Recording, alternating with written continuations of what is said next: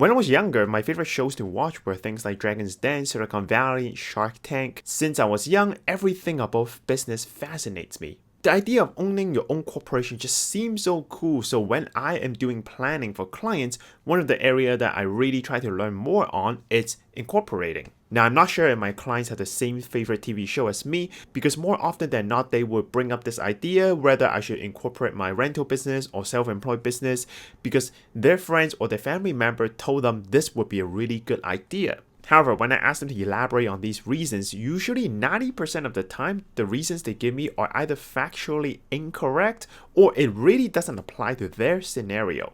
What? It seems like a lot of people have this romanticized idea of incorporating and really think that just by incorporating, you're automatically going to get so much more advantage. So today in this video, I want to once and for all talk about who should be incorporating, when you should be doing it, and what is the reason to incorporate. Now, the perfect audience for this will be anyone with rental units planning to hold them for long term or accumulate more and try to really run it like a business. People that are self-employed or starting your own business, or your doctor or lawyer. And also the last group will be someone that is in the professional field, for example, IT or oil field, and maybe your employer is coming to you with the idea of incorporating yourself. This is also for you, but your part is going to go at the very end because that actually might be a trap. Now, before we start, if you haven't already, make sure you help me like this video and also join our private Facebook group where you can ask more questions and get more content inside. Alright, without further ado, let's dive into this week's video. Now, if you're deciding whether you should stay as a sole proprietor doing it personally, there are only 3 things you need to consider before incorporating. These are liabilities, taxes, and structure. Now, the best way to visualize this is to imagine each of these concerns is starting on a timeline, and as we grow our business, eventually we're going to cross over to a threshold that will give us a signal that we should be incorporating. Starting with liabilities first, for example, maybe just doing personal liability insurance and some basic liability management, such as keeping all our investments in RRSP or a segregated fund, which will be creditor protected, is enough to give us that liability protection. Or when it comes to tax, maybe at the beginning we're using all our money to pay for our personal expense and there's really no surplus inside. And finally, from a structure perspective, in the beginning usually it's a pretty simple business operation, maybe just a one-man operation in most cases. But eventually these 3 concerns might keep growing and cross over to a threshold. So for liabilities, we might cross over and now maybe it's more liability than we can personally manage. Maybe transaction amount starts to get so big that we are getting nervous about our personal assets, or we have so much personal asset that we can't really have it all creditor protected. And in terms of tax, maybe now we start having surplus inside the corporation after paying ourselves.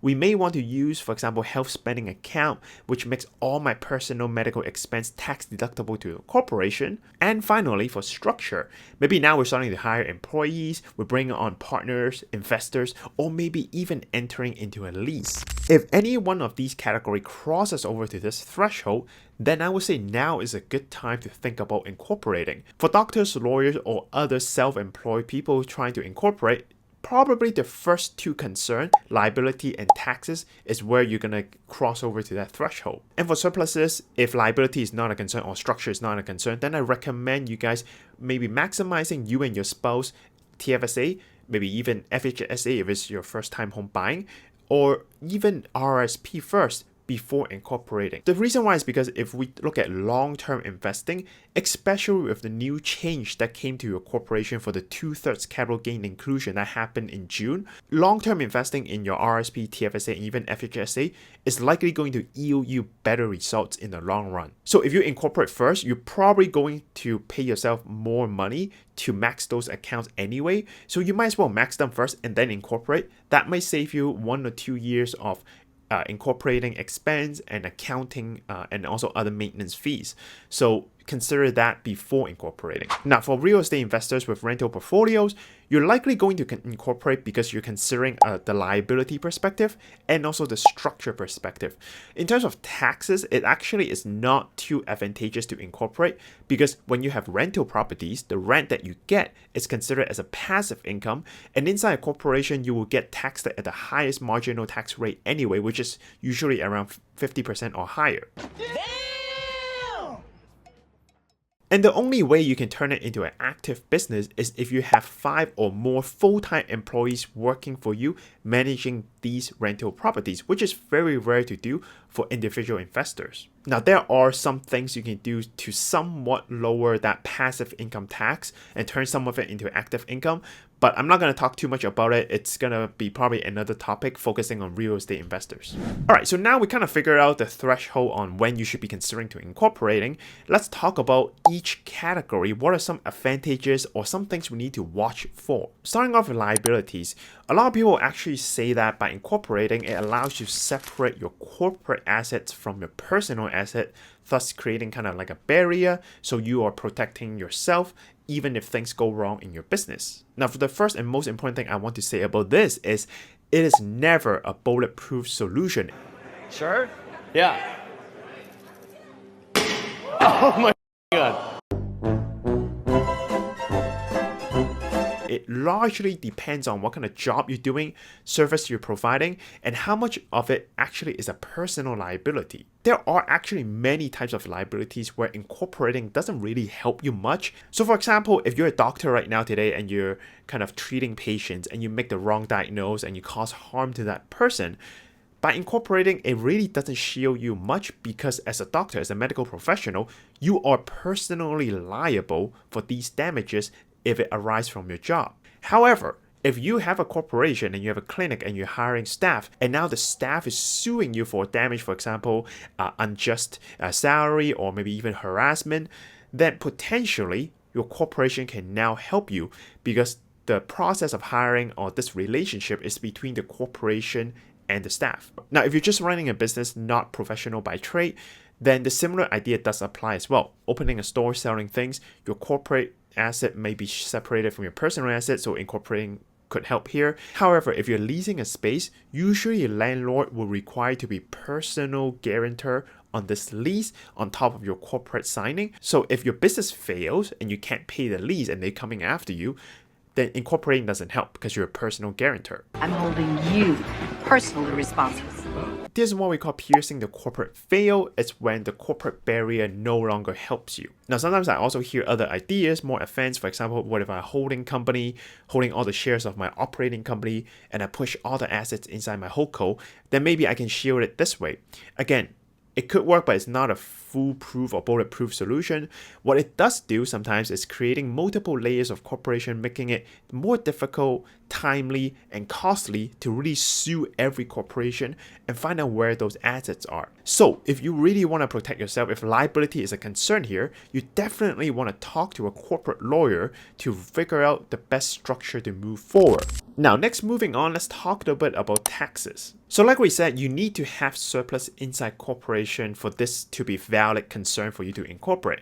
And the reason why is because one of the most powerful reason and idea to incorporate is you can leave those surplus inside corporation, pay that extremely low corporate tax of 9 to 12%, and then continue to reinvest your retained earning inside corporation, snowball into a much bigger amount in the long run. However, the new capital gain inclusion change that was just introduced this June makes this kind of unfair for corporations to try to do the same thing as before. Because in the personal side, you actually get a tier system of first 250K is the same 50% inclusion, and then anything above that is 2/3 inclusion. For corporation, there's no tier system. Right away, you're getting hit with the 2/3 inclusion. Now, because of this, if you're reinvesting inside a corporation and you're realizing a lot of capital gain every year, maybe because you're selling a bunch of stocks or ETF all the time, then you might want to do some math.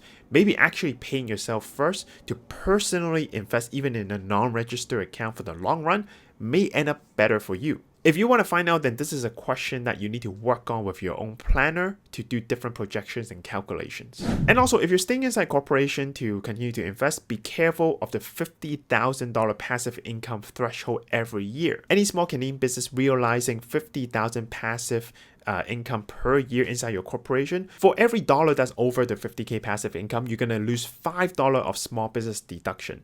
And also with the 2/3 inclusion rate change that just implemented into business right away, you're now so much easier to hit that 50K passive income threshold and go over. So if your portfolio inside a corporation starts getting bigger, you need to start paying attention, work with a planner or CPA so that you're not over 50K every year. Because when you're over, it's no longer 9 to 12% of corporate income tax. Now you're paying 27% for the amount that's over, and you really don't want that to happen. That's no good. Now, on top of that, incorporation have some unique feature that you can consider using in the long run. One is the individual pension plan IPP, which helps you shelter a lot of your investment as if it's a defined benefit plan. You can also move your existing RSP inside your corporation to invest that way. It's really popular among doctors or lawyers that have been paying themselves and will be paying themselves 100K plus in salary every year and are over 45 years old, because by then it actually becomes an enhanced version of RSP. It's better than RSP.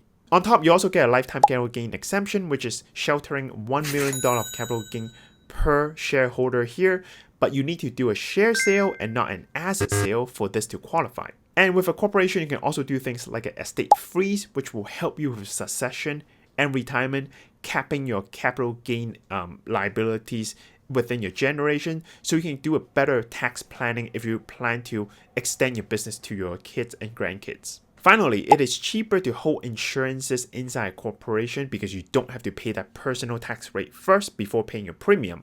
And also with corporation, there's some income splitting opportunity by paying dividend to your spouse once you're over 65.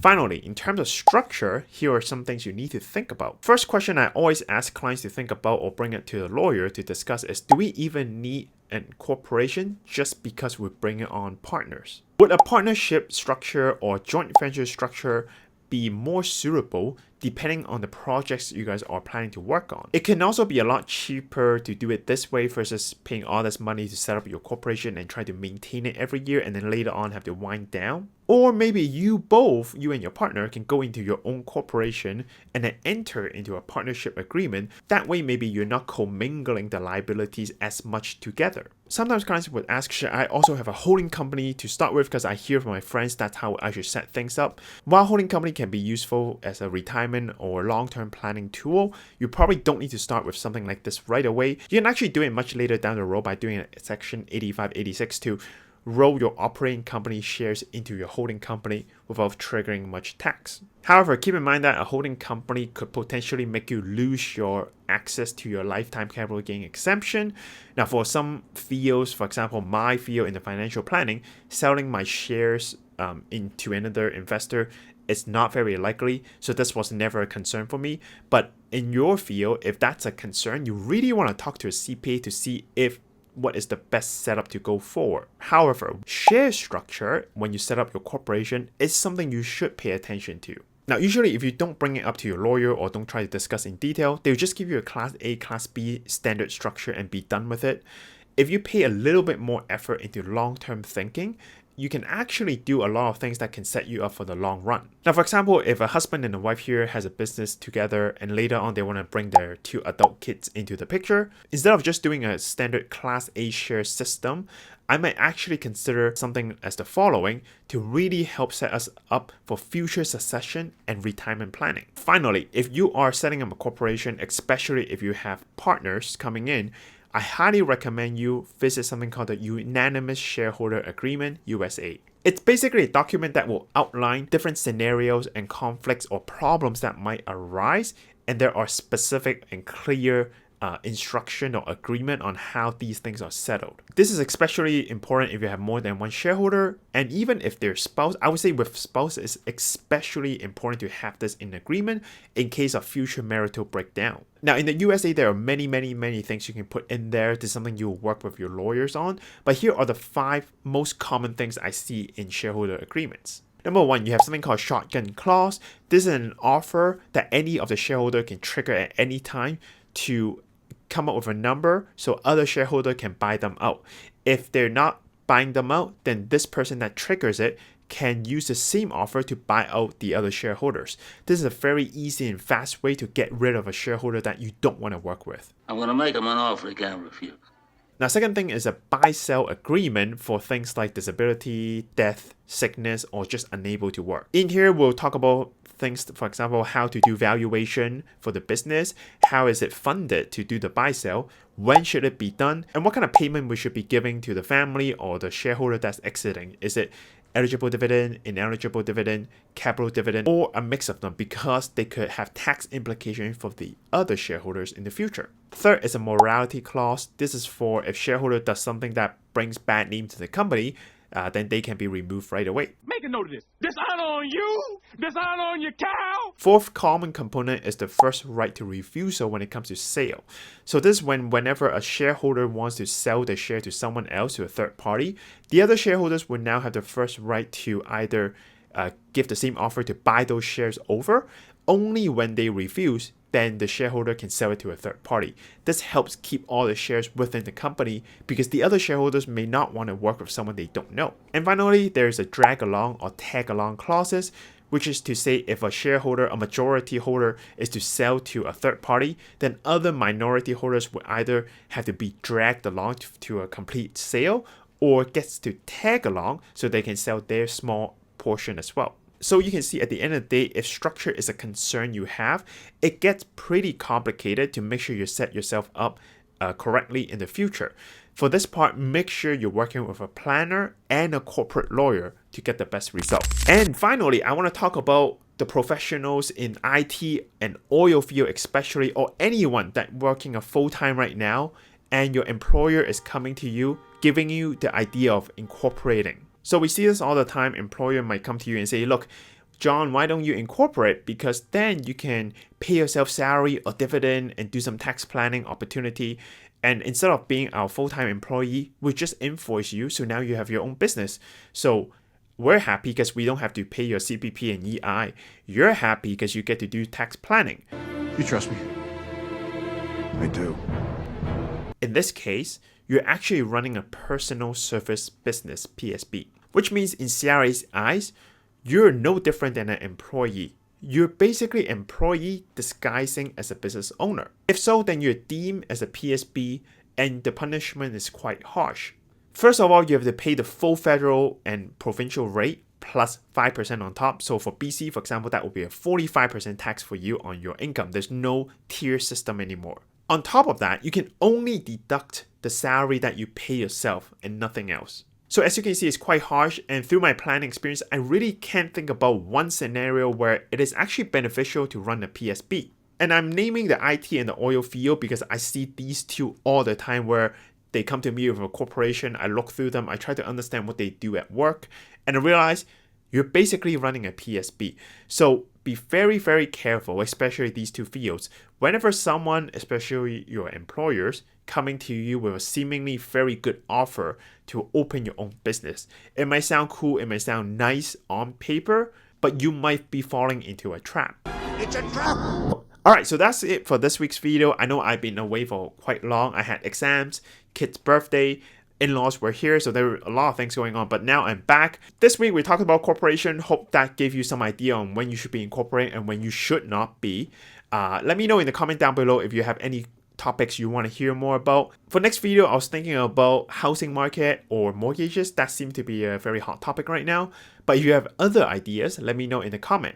And if you like these kind of videos, make sure you help me like this video, subscribe to the channel, and click the bell button so you get auto notifications in the future. This is Jacky. I hope you found this interesting. I'll see you in 2 weeks. Bye!